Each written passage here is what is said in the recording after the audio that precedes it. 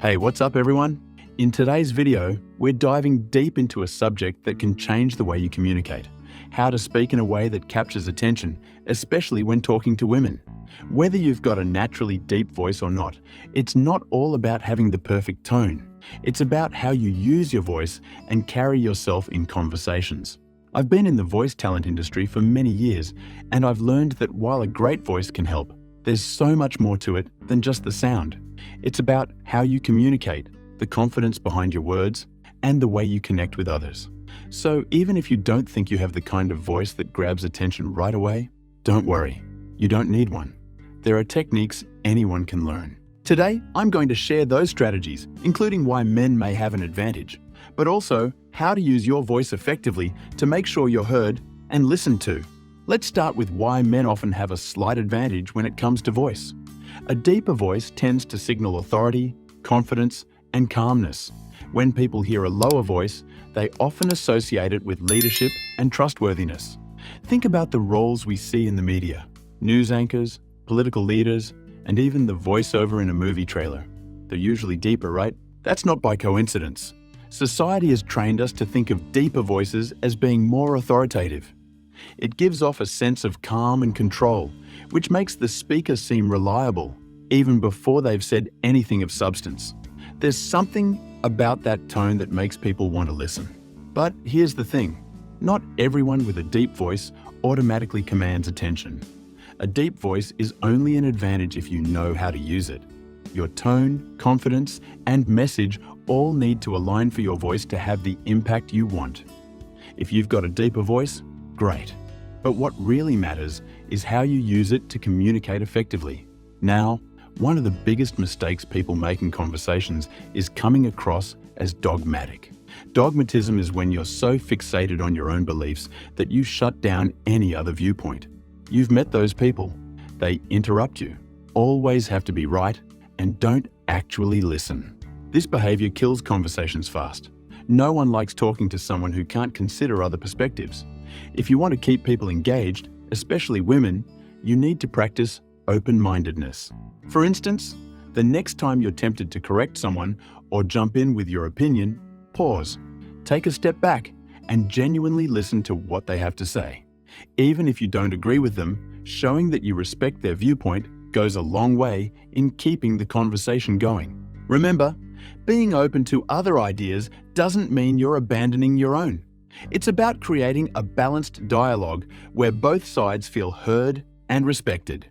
In fact, being receptive to other opinions can make you come across as more interesting and well-rounded. The next key to being listened to is knowing what matters to her. Think about this. Have you ever been so excited talking about something you love, maybe sports, your favorite show, or a hobby, and the other person was completely engaged? The reason they were so into the conversation is that you were passionate and you were talking about something you both found interesting. The same principle applies when you're speaking to women. If you want her attention, you have to speak to her interests, not just yours. This doesn't mean you have to share all the same hobbies, but you need to find common ground. For example, let's say she's passionate about travel and you're really into history. You could steer the conversation toward the history of the places she's visited. Ask questions, be curious, and make her feel like her interests matter to you. Showing genuine interest in what she's passionate about creates a strong connection and keeps the conversation alive. And don't worry if you don't know much about her favorite topics. Learning about them gives you the chance to ask more questions and engage in future conversations. The key is to stay curious and open-minded. Now, here's a golden rule for great communication, and it's something I like to call HAIL. This stands for honesty, authenticity, integrity, and love. Let me break each one down for you. Honesty. People are drawn to honesty. When you're truthful, it builds trust, and trust is the foundation of any meaningful relationship. If you're consistent in being truthful, people will naturally feel more comfortable opening up to you. Always speak your truth, even when it's difficult. Authenticity. Be real. There's no need to put on a facade or try to impress others by being someone you're not. Authenticity is powerful because it shows confidence in who you truly are. People, especially women, are more likely to trust and engage with you if they know you're being genuine. Integrity. Always stand by your principles. If you say you'll do something, follow through. People respect those who stick to their word, even when it's tough. When you demonstrate integrity, others see you as dependable, and this consistency makes your voice worth listening to. Love. Lastly, love isn't just about romance. It's about communicating with kindness and respect. When you speak from a place of care, it creates a positive and open atmosphere where the other person feels safe to express themselves. This encourages deeper and more meaningful conversations. When you practice these 4 pillars, honesty, authenticity, integrity, and love, you'll find that people are much more likely to listen to what you have to say. One of the quickest ways to lose someone's attention is by constantly making excuses. We've all been there, right? You mess up, and instead of owning up to it, you start making excuses for why things went wrong. But here's the thing. Excuses may protect your ego in the short term, but they damage your credibility in the long run. If you want to be respected and taken seriously, it's essential to own up to your mistakes.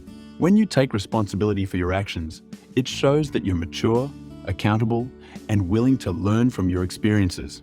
People appreciate honesty even when it's uncomfortable.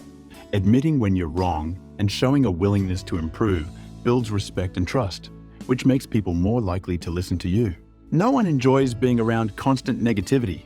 It brings the mood down, drains energy, and makes conversations feel heavy. If you're always complaining or focusing on what's wrong, people will start to avoid conversations with you.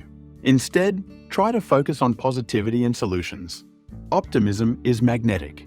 People are naturally drawn to those who have a positive outlook on life. When you communicate with a positive attitude, you make others feel good, and they'll want to continue engaging with you. For example, instead of saying, "This day was awful, everything went wrong," you can shift the tone to something like, "Today was challenging, but I'm grateful for what I learned." It's a small change, but it makes a big difference in how you're perceived. Positivity isn't about ignoring problems. It's about focusing on solutions and maintaining a hopeful perspective. And trust me, this kind of energy is contagious. In a similar vein, constant complaining is a huge conversation killer.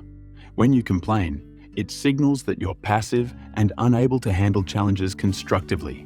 Instead of complaining, focus on how you're tackling issues. Be proactive, not reactive. For example, instead of saying, "My boss is always on my case," try reframing it with, "I'm working on improving my relationship with my boss by addressing the issues head-on." It shows that you're someone who handles problems directly, which is much more attractive and engaging than simply venting. Finally, avoid lying at all costs. Lying damages trust, and once trust is broken, it's incredibly difficult to rebuild. Whether it's a small white lie or a bigger deception, being caught in a lie makes people question everything you've said before. Always strive to be transparent and truthful. Even when the truth is uncomfortable, being honest shows that you respect the other person enough to be real with them. In the long run, this will make your relationships, romantic or otherwise, far stronger and more genuine. So, there you have it. If you want to be someone whose voice is heard and valued, especially by women, it's all about how you approach conversations. Practice honesty, stay open-minded, avoid negativity, and always speak with kindness and care. If you follow these steps, you'll find that people, women especially, are much more likely to listen when you speak. Thanks for sticking with me, and I hope you found these tips helpful.